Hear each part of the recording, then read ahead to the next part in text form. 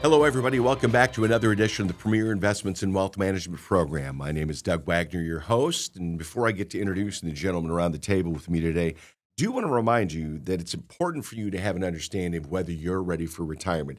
Do you know if you're ready for retirement? Do you know if you're ready for your child's education or whatever future purchase you may have that maybe you don't know about now, but you know you're probably going to have one? Go to premieriwm.com. Click Get Started. Just answer a few questions. They'll provide for you what's called a one-page Premier Vision document. From there, you'll have your blueprint, your roadmap, whatever you want to call it, so that you know whether you're ready for retirement. 3/4 of people in the United States don't know. Why don't you be part of that top 25%? You can start at premieriwm.com. Get your one-page Premier Vision document. And on top of that, you can even get an appointment online right there. With that one-page Premier Vision document, you get a free, no obligation consultation, and they'll get in touch with you to set that up. Or you can call 800-383-6590 to get your appointment with Premier Investments in Wealth Management, named the Forbes 2025 Best in State Wealth Management Team. Starting off to my right, to your right, how does that work? Both of our rights. Is this still right? Right to the right? Exactly. Wealth advisor. He's an accredited investment fiduciary, certified financial planner, professional, and he's got over 10 years of experience in the investment industry. Dr. Casey Mushrush. Just to you, Doug. Now, I was going to comment. I think you've finally been listening to us after how many years you've been doing the show, and you picked up on the stat, the 4 out of 10. Yeah, 1 and exactly. 4. I'm talking about with the financial plans. I like it. I'm getting there. Also with us today, a wealth advisor with over 30 years of experience in the investment industry. It's Casey. It's Jonas Everett down there. There's Casey. Jonas. Hey there. Hey, Doug. How are you? Good. I will not forget you the rest of this time. Don't you worry about it, okay? I got you. I could be Casey for a few minutes. I could use the extra brain power, let me tell you. Could you use the extra 6 kids? only 5. I don't know about. Only Okay. 5. Sorry I'm about sure that. 6 is on the way. I have no comment. That other voice you hear is the president of Premier Investments in Wealth Management. He's a wealth advisor as well, accredited investment fiduciary with over 21 years of experience in the investment industry. He is the big kahuna, Roger Abel. Nice shirt. Thank you, Doug. It's actually, I picked it up for St. Patrick's Day. St. Patrick's Day camouflage. Yeah, nice. But I thought it would just go good today. I don't know why. Yeah, that works. Works completely well. It's good to see all of you again, and I appreciate you taking the time to watch and to listen. It's important that you head over to premieriwm.com to find out a little bit more about what they can do for you at Premier Investments and Wealth Management. You know, a lot of times in business, you take a look at what goes on, and you have key person insurance, and you have the way you stack the deck as far as the executives that you have. And you come in. I worked with a Fortune 200 company. Now it's probably Fortune 100 or more company. And that was one of the first things that they did when they said, we're going to get listed on the NYSE, is we need to create a better succession plan. This is something that retired couples need a succession plan too. Not just Warren Buffett, because he was most recently famously introduced a succession plan, Roger. Yes, he did. An Iowa guy, no less. Greg Abel. Yeah? He has a good last name. Yeah, that he does. No relation. No kid? Okay. I think that was already in the works, and we've already known who the successor was going to be. I think he was just being groomed to continue to run the company in the way in which they have in the past. But I think, there's some parallels between what Warren Buffett is doing and building a succession plan before he needs one, and what can be done at the individual household level too. I think we see it all too often where you have a household dynamic where you have one individual who we'll call the financial driver, Right. and the other one is the passenger. And it could be vice versa for how things in the house work, right? Maybe we have the wife who's a financial driver, but the husband takes care of everything else. Yeah. And so I think it's something that individuals should think about. How do we set up a kind of succession plan for our family if something were to happen unexpectedly? Okay. So in the husband and wife level, I mean, even I guess the catastrophic stuff, it's funny because there's one of my new favorite podcasts to listen to is done by young couple I know. I say somewhat young couple. It's Steve and Jenny. You may know them. They're friends of Elias's. He officiates along with Elias. And they were talking about the things you need to do at 50 years old. And this is something, Jonas, that he was talking about very quickly within that is like, hey, you hit 50, you need to, and he basically said, have a succession plan.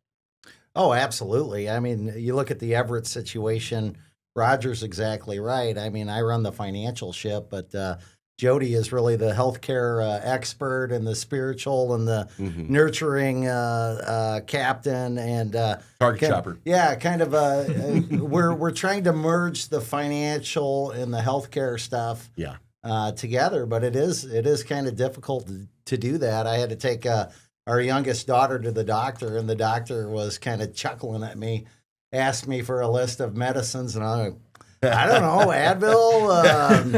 I give her an Advil. I give her a melatonin at night, and so we had to call mom for the list of medicines. So yeah, somehow you have to have a succession plan to merge that in the event that one spouse walks out of life. Let's talk a little bit about this because, I mean, again, it doesn't matter whether it's the big companies or the small companies. Because Casey, I know a lot of farm families, for example. There's a lot of people in rural areas. The wife is the one that runs the business aspect of it. The man is the one that runs everything out in the fields. The operations piece. Exactly. But then you come inside, and then somehow he's the one that does the retirement stuff too. It's really a strange way. Well, again, I think it really gets back over to, and I would say that the agriculture sector maybe is uniquely positioned, although not really. Simply from the standpoint that, really, if you look at a lot of the ag, it is small business ownership more so than anything else. That's ultimately what it comes down to. But really, it's about trying to make sure that you have that understanding of the ownership in those particular areas. Like who understands, who's actually responsible for what. And it's not to say that one way that one outfit does it is better than another, but it's what works for that individual set of household and who actually delineates or has that particular responsibility as far as the ownership piece of it. Okay. And again, that's kind of where we see those parallels over into the business world, right? Who is ultimately responsible for the running of the company? Well, it'd be the CEO in that particular instance. So do we have a CEO of the household? Right. Do we have somebody who's working on that responsibility level of or understanding those different pieces and maybe looking at delegating as well as another option on that side too.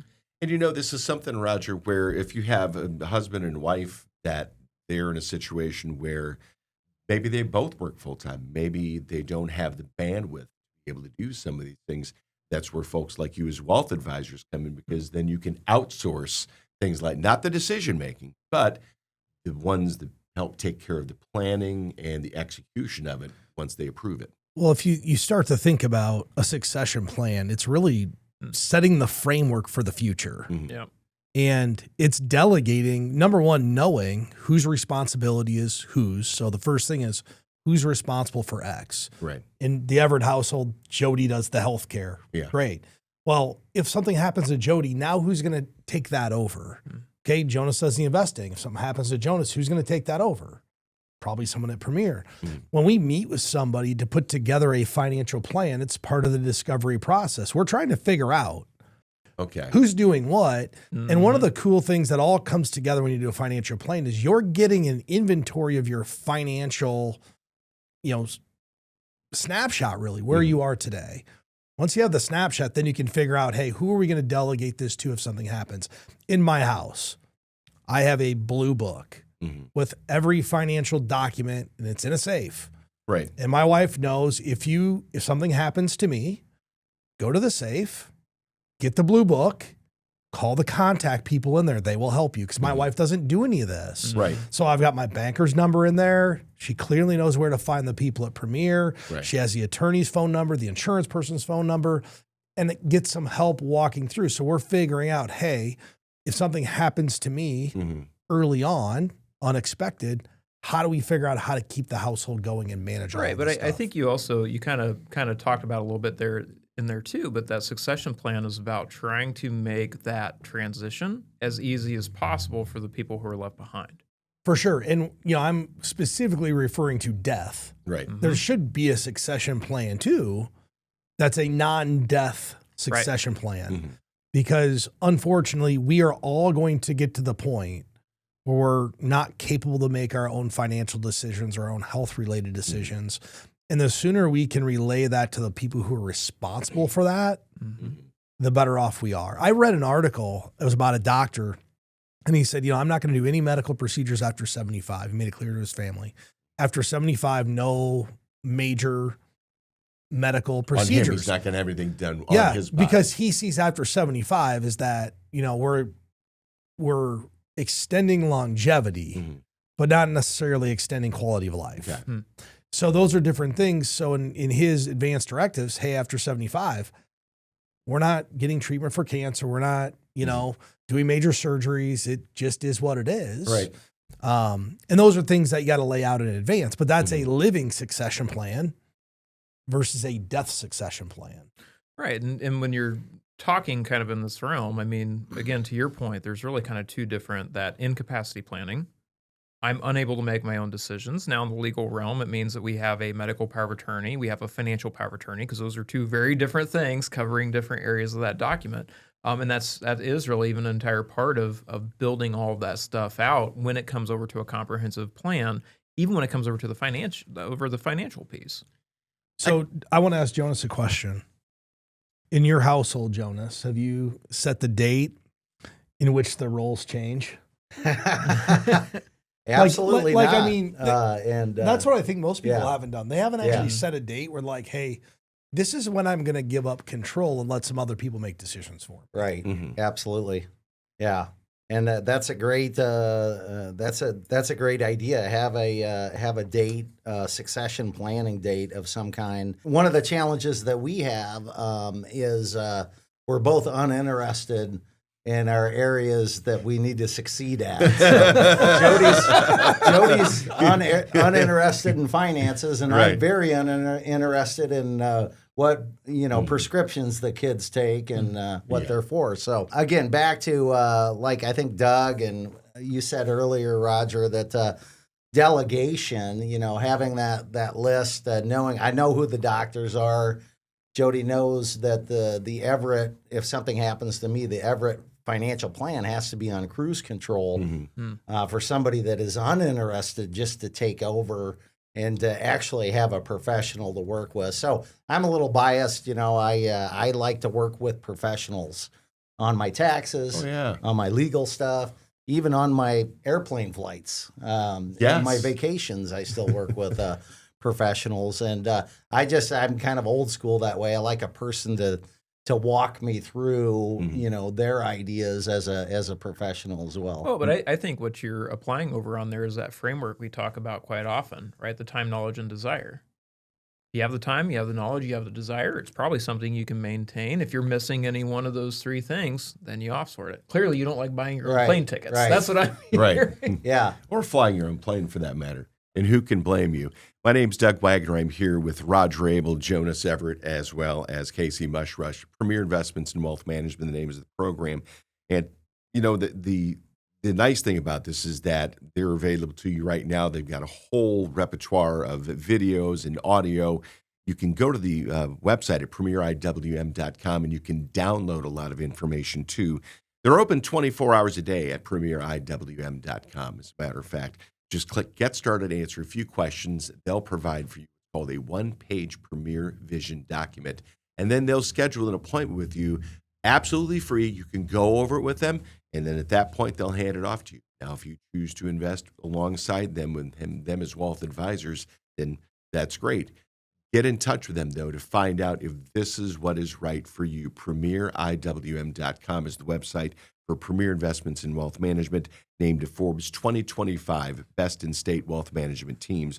Call for your appointment at 800-383-6590, or you can just make it at PremierIWM.com. We were talking a little bit earlier about the Blue Book. I'm going to go back to you, Jonas, about this.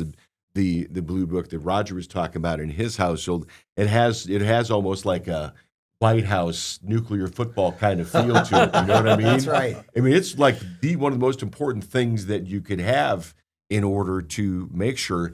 Now, I'm going to give you an example of how important that is and have you go off of that, if you will. I was looking for something at the station that I absolutely, positively had to have, and I couldn't find it because they remodeled the station. And in doing so, they took my equivalent of the blue book, and I literally was going from room to room.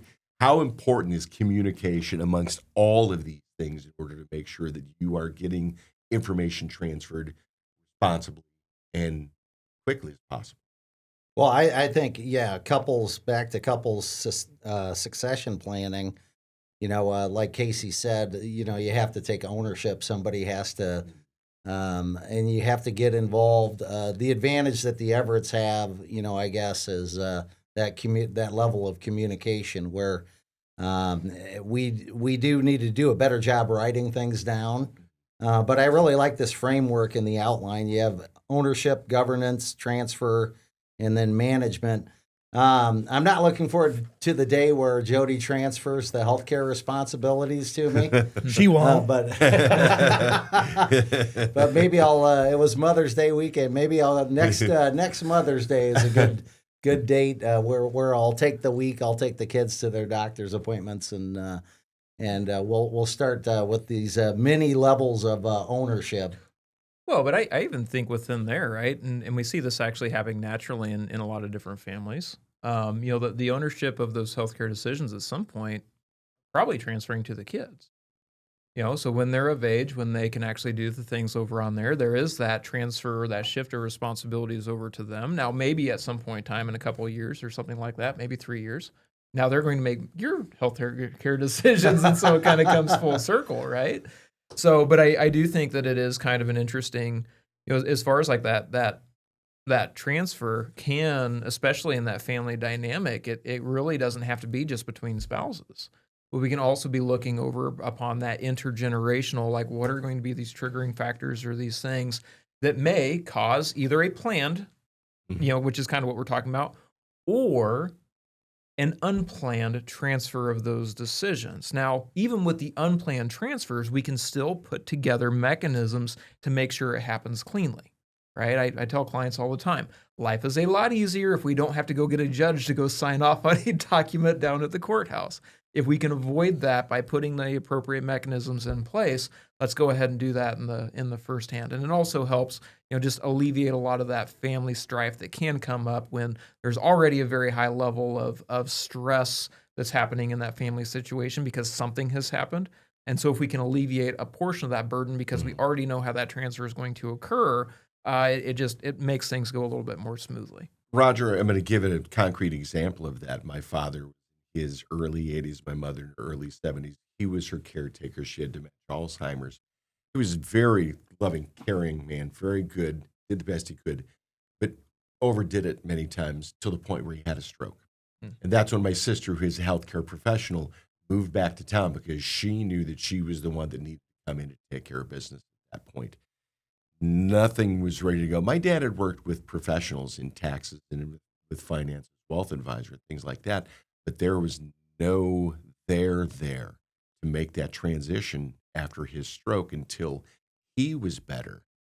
And my sister had to use the court system in order to go in and access control of everything. It's a lot easier to get this done before rather than after. It can be difficult for parents to give that up to their children, though. Well, you don't have to give it up when you can still make the decisions. Right. Just need to do some estate planning, which I think is what Casey was alluding to. And I think I teach a class for a couple hospitals to their employees for the foundation. And one of the things we talk about during this section on estate planning is that there's a lot of fallacies around what this is. It's really just getting your legal documents in order. It doesn't have, estate planning's for everybody, not just rich people. It's literally just you giving your money and your decision-making power direction. That's all it is. So everybody should have an estate plan, whether you have nothing or a lot. Now, if you have a lot, maybe it evolves. But jokingly, I told Jonas, you won't be making the healthcare decisions because likely Jody's going to stay home and take care of you. And it kind of leads into the next part that we want to talk about in the succession plan is that, one of the things that females, particularly out there, they typically outlive men, should be prepared for their what we'll call second retirement. And people are like, what's that? It's the retirement after they take care of the husband and he's no longer here. Right. If you go around this country and go to a nursing home or look at people north of 80 years old, and are there more widows or widowers? There's likely more widowers over age 85. And it's just a longevity situation that we Nursing talk about. homes are full of little old ladies. Well, I always tell people, us men, we don't have the will to stay there.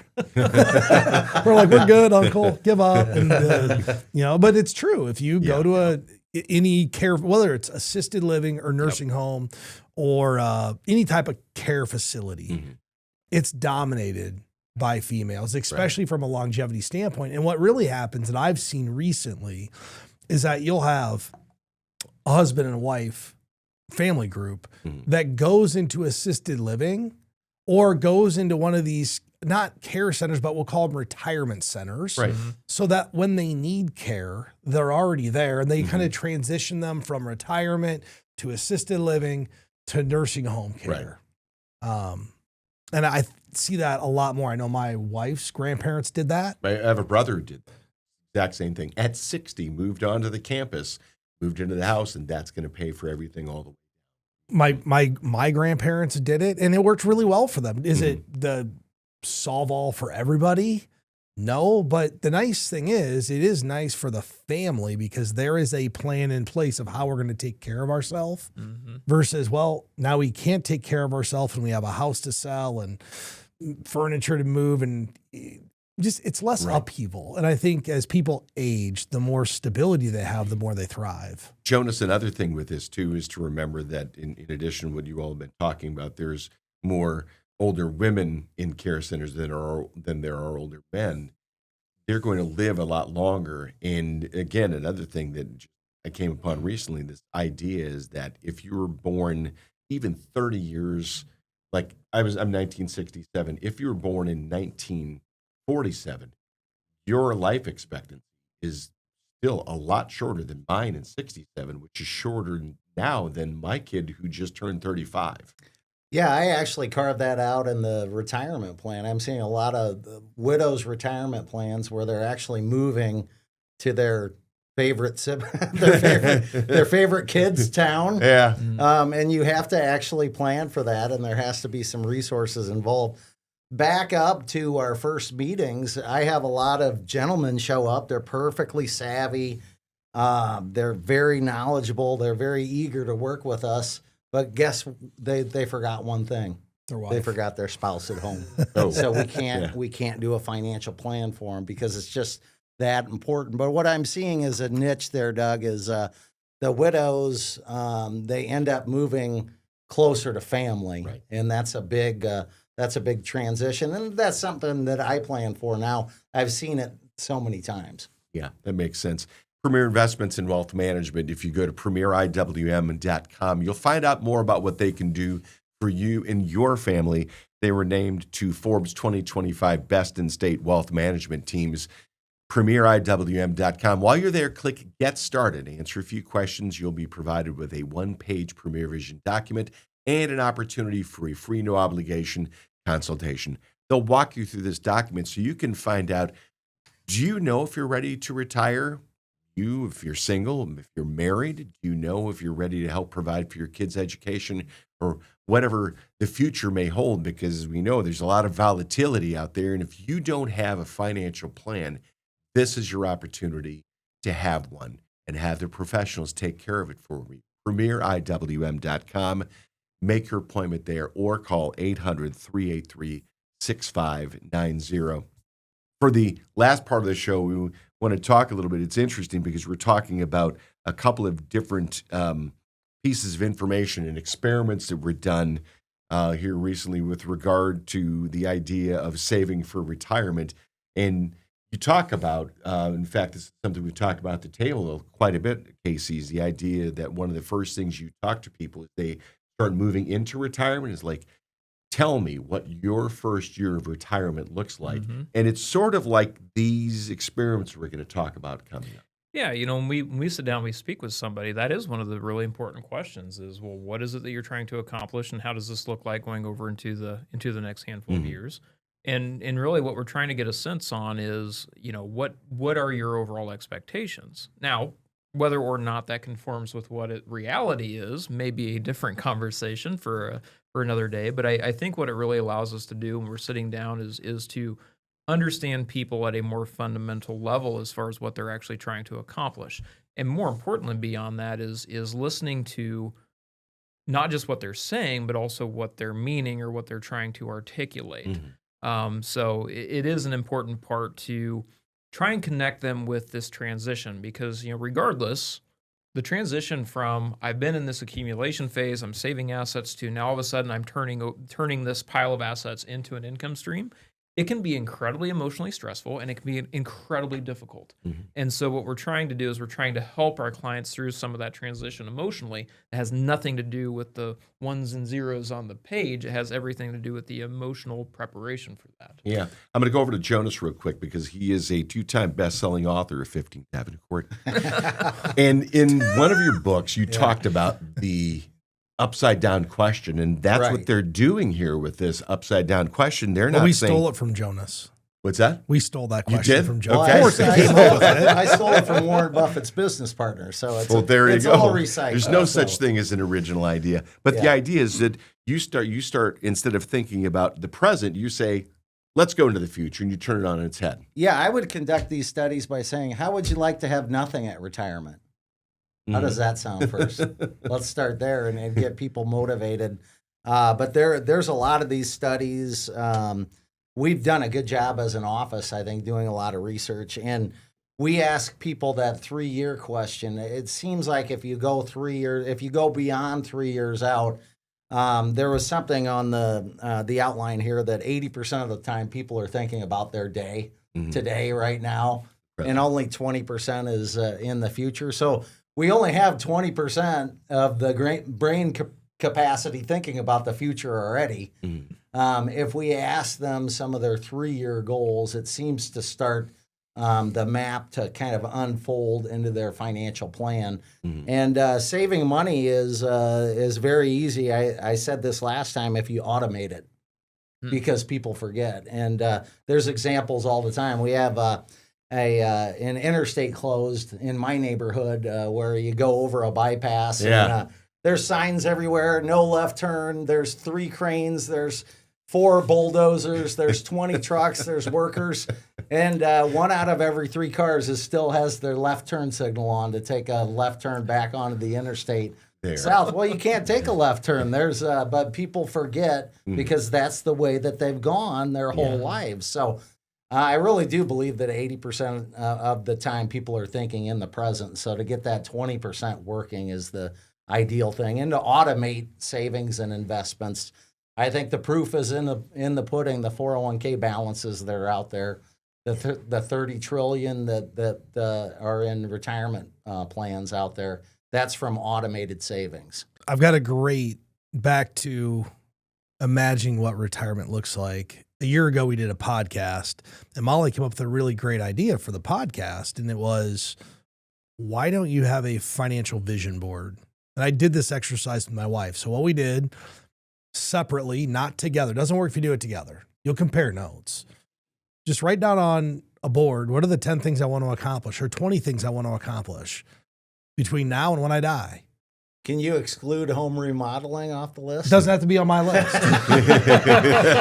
Here's why it's important. We all think that whatever we want or think we need today is the most important thing, even though it's not. And what happens when you start to list all the things you want to accomplish, a lot of times what you think is important today is nowhere on that list, and it starts to give you goals and priorities to attain. Why is it important? Every individual goal has a specific cost. Right. If you want to get the best retirement, you have to figure out what are all the things I want to accomplish, and what are each of those specific items.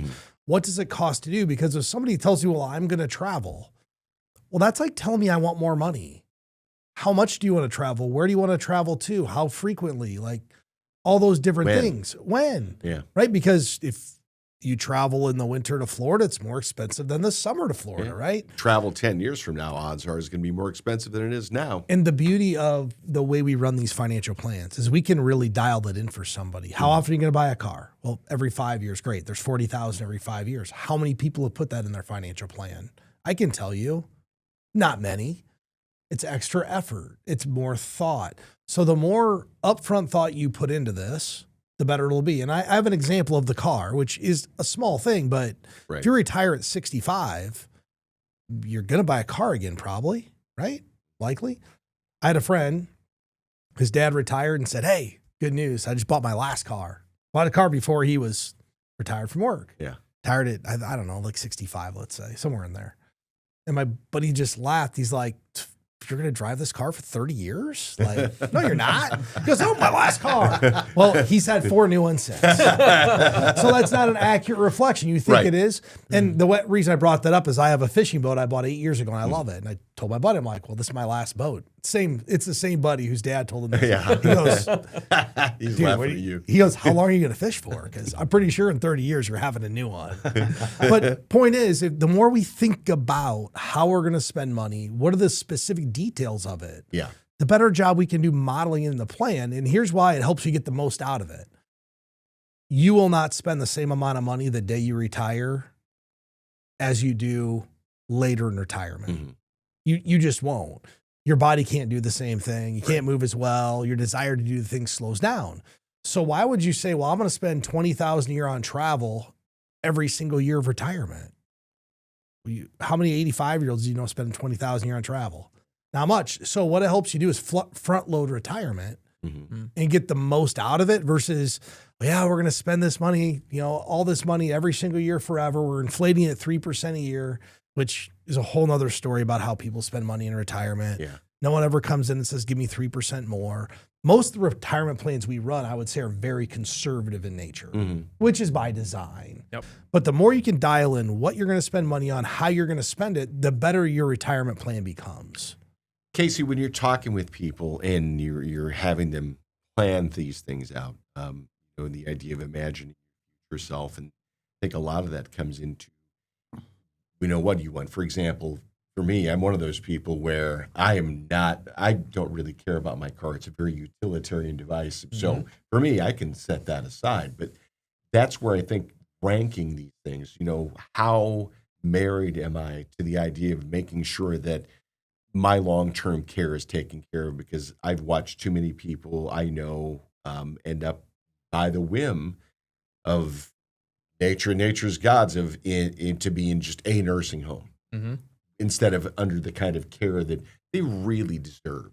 Well, I mean, it's I think that's absolutely one of the critical things, or at least when it comes over to, I'm going to call it, part of the math and part of the art in what we do. And what I mean by that is when you look at these things that are really, really important as far as the overall expenditures, whether it's the long-term care, whether it's the car, whether it's the boat, ranking those in orders of priority might be different from one household over to another. So you just mentioned right now, hey, this is super important to me that I plan for that long-term care that may be a potential over on there. And so we'd bump that up on your list, maybe compared to somebody that's like, no, I want you to make sure that I spend every single dollar, and if I have any money left over by the time I hit age 85, you have failed your job. I actually had somebody say that to me before. Now, incidentally, I cannot get them to spend enough in order to actually accomplish that goal. And I point that out on a relatively routine basis for them. But no, I think that the prioritization on exactly what you're talking about is incredibly important. And we actually have ways that we can actually model that. And that gets right back over to what Roger was saying on when we can take this plan and we can actually tailor it and build it out based off of what the expectations and what the personal preferences of that couple or individual actually is, we can be a lot more accurate with, what we think things are actually going to look like, as far as these various different things, and then also allow ourselves a better decision-making matrix to be able to evaluate decisions, because these things aren't perfect, right? We're not bringing the 10 Commandments down off Mount Sinai, right? It's going to change. It's going to get edited at some point in time in the future.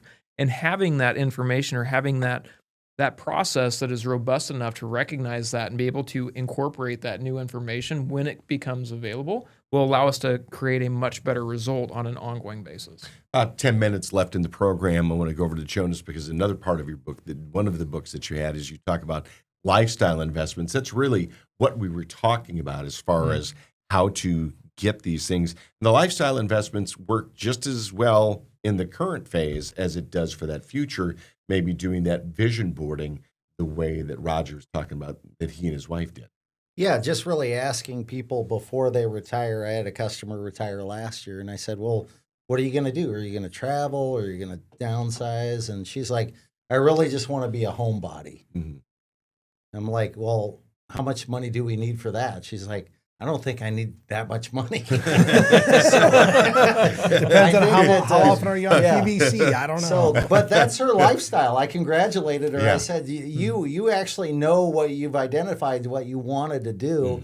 And I think there's a lot of misconceptions out there where people are going to downsize. I brought that up to another customer, and he said, I love my house. I'm not going to switch to a condo. You're crazy, you know? Yeah. I'm going to stay in my house for as long as I can. And so you walk people through what their lifestyle is going to be in retirement. And there's several different, categories. They could volunteer. They could be a caregiver. They could be a caregetter. Like Roger said, their health could break down. Right. They could be an entrepreneur. They could be in the gig economy getting cash. They could, I even had one farmer upsize. He's like, I want my own category. I'm like, what's that? And Merlin said, well, we've lived on this little family farmhouse for 50 years, and we've been bumping into each other, and my wife wants a big mansion in the spot, so we're upsizers. And so, again, I think that's the lifestyle in retirement that's important, identifying that. No, it is. You're right about that. Roger, as we start making our way toward wrapping up here, I think that a lot of what you do when you talk with people isn't about stock picking, isn't about picking a mutual fund or things like that. It's about the psychology investing and really getting to know them and their family on a lot of times, intimate basis, because you can help them make the kind of decisions that they need to make.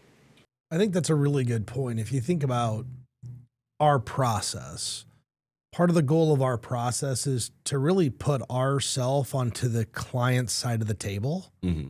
The more we can do that, the more we can start to see things from their point of view, give more prudent, more, better recommendations based upon their long-term goals. Yeah.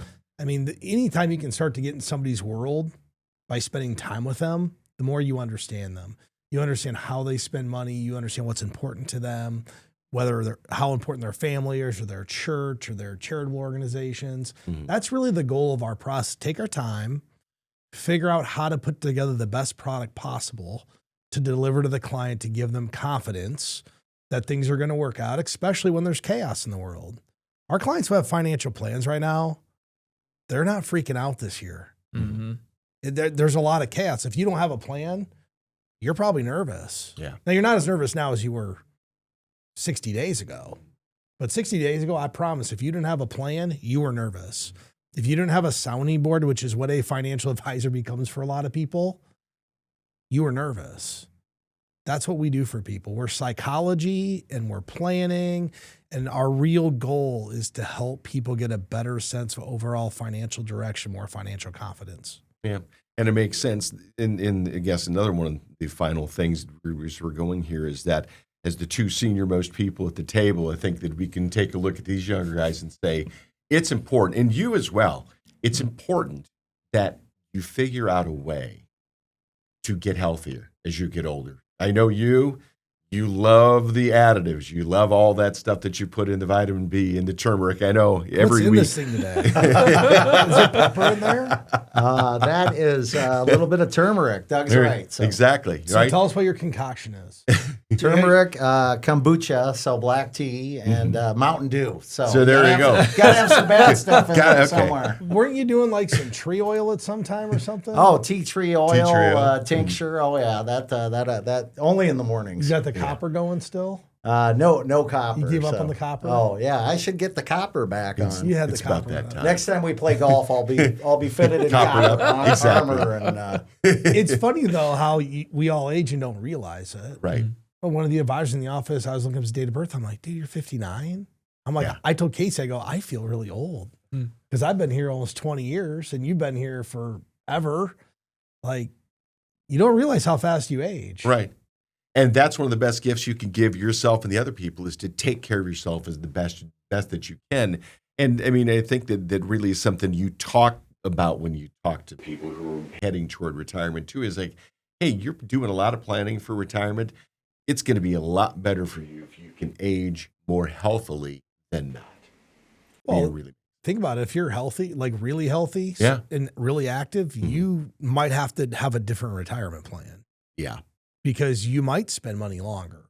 Although, you know, as healthy as people are, there is a point in time where things don't work the same. I've had clients who ride bikes however many miles a week and jog and run, and they hit this age between 72 and 74 and things just don't work like they worked 10 years earlier. Yeah.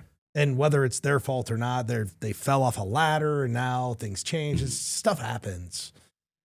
Parts wear out. I mean, it's not like we're going to be cyborgs. And I've got really, a knee problem. I didn't even know I had a knee problem. I've never hurt my knee. The last like 2 weeks, I'm like, my knee hurts. I'm like, oh wait, I'm 46. It's when it starts. Exactly. you know, if you pull a muscle after a night's sleep, you know you're getting older. So Elias pulled his back, also doing nothing. I'm like, how did you pull a muscle watching TV? Well, you know, yeah. I have a brother who he dislocated a rib coughing.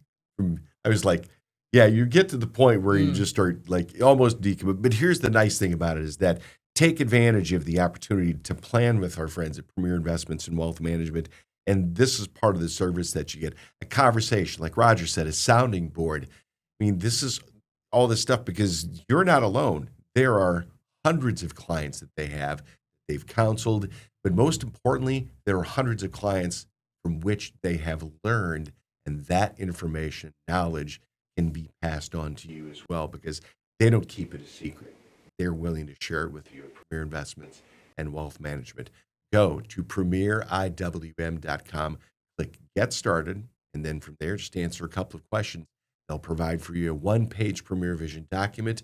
With that, and have a financial roadmap and a free no obligation meeting with them to go over it. They'll hand it to you when you're done. I mean, it's very visible. It's got some graphics on there that give you a good idea. It's got some first steps. It's got some mid-range goals and your ultimate goals as well. So if you feel confident, go ahead. But it's like your health. Trust it to yourself, or do you have a doctor? You got a legal problem, you go to an attorney. This is what they do at Premier Investments and Wealth Management. They do wealth advising, and they do it very well. In fact, they were named Forbes 2025 Best in State Wealth Management Teams at Premier Investments and Wealth Management. Get in touch with them.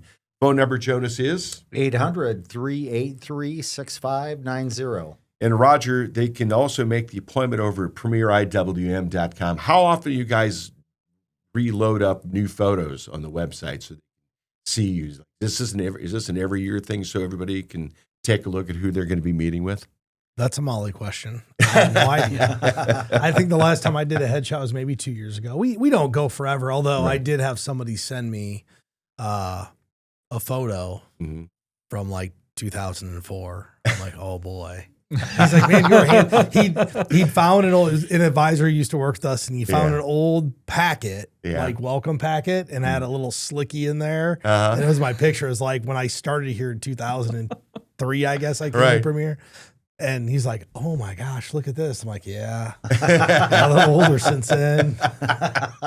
No, and wiser too. And like I said, it's something where you can benefit from this as well.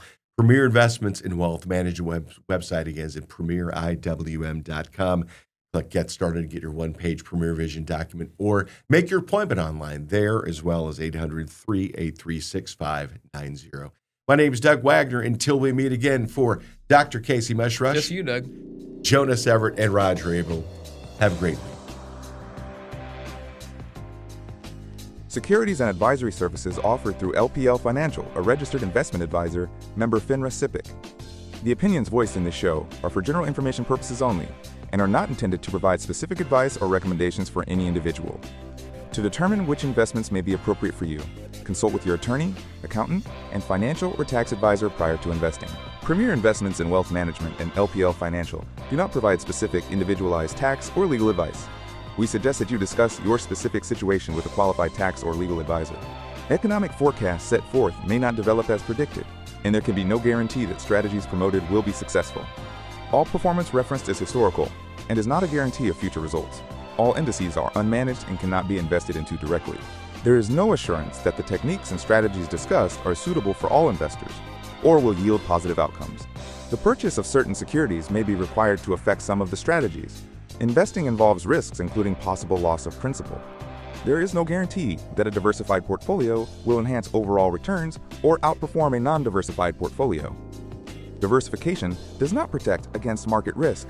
Forbes' Best in State Wealth Management Teams ranking was developed by Shook Research and is based on in-person, virtual, and telephone due diligence meetings and a ranking algorithm that includes a measure of each team's best practices, client retention, industry experience, review of compliance records, firm nominations, and quantitative criteria, including assets under management and revenue generated for their firms. Investment performance is not a criterion because client objectives and risk tolerances vary, and advisors rarely have audited performance reports. Shook's research and rankings provide opinions intended to help investors choose the right financial advisor and team, and are not indicative of future performance or representative of any one client's experience. Past performance is not an indication of future results. Neither Forbes nor Shook Research receive compensation in exchange for placement on the ranking. For more information, please see www.shookresearch.com. Shook is a registered trademark of Shook Research, LLC.